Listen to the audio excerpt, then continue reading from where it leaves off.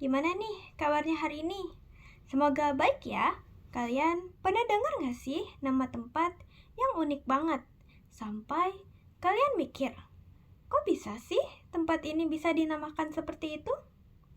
Nah, hari ini saya akan menceritakan sebuah cerita rakyat yang berasal dari Bandung Selatan yang berjudul Blok Rujak. Terdengar enak bukan?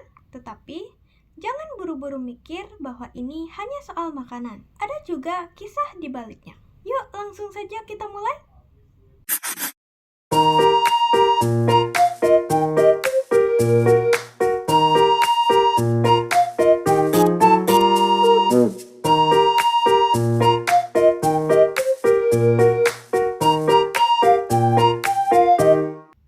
Pada suatu hari, di sebuah kawasan Bandung Selatan, terdapat gang kecil yang belum memiliki nama khusus.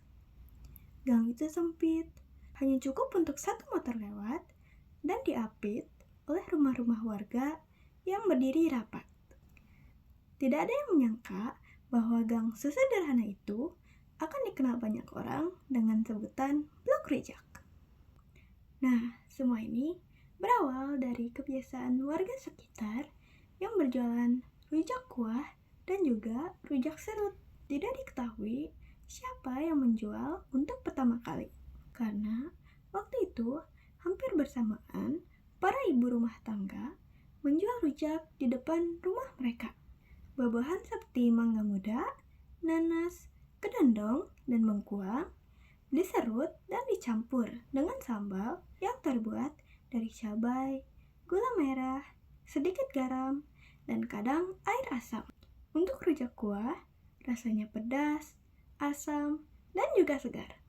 Lambat laun, kabar tentang rujak dari gang kecil itu mulai menyebar ke kampung-kampung sekitar. Orang-orang mulai datang untuk membeli rujak. Maka gang itu semakin ramai, bukan karena kendaraan, melainkan karena orang-orang yang datang untuk membeli rujak. Melihat dagangan para tetangga yang laris, warga lain pun ikut berjualan rujak.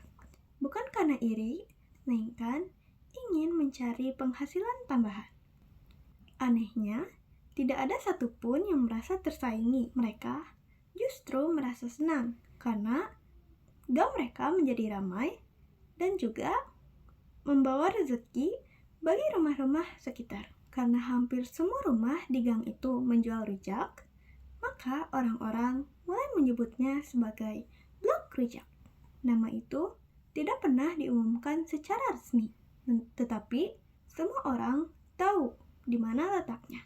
Kini, meskipun banyak tempat lain yang menjual rujak, nama Blok Rujak tetap dikenang dan juga dicari.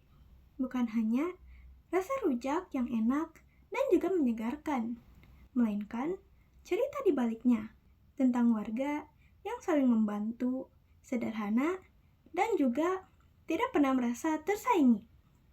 Pesan moral yang bisa kita dapati dari cerita rakyat ini adalah cerita rakyat ini mengajarkan bahwa kebersamaan dan saling dukung dalam lingkungan kecil bisa tumbuh menjadi sesuatu yang besar dan membanggakan. Bukan karena kemewahan ataupun promosi, tetapi karena kejujuran, ketekunan, dan juga kekeluargaan.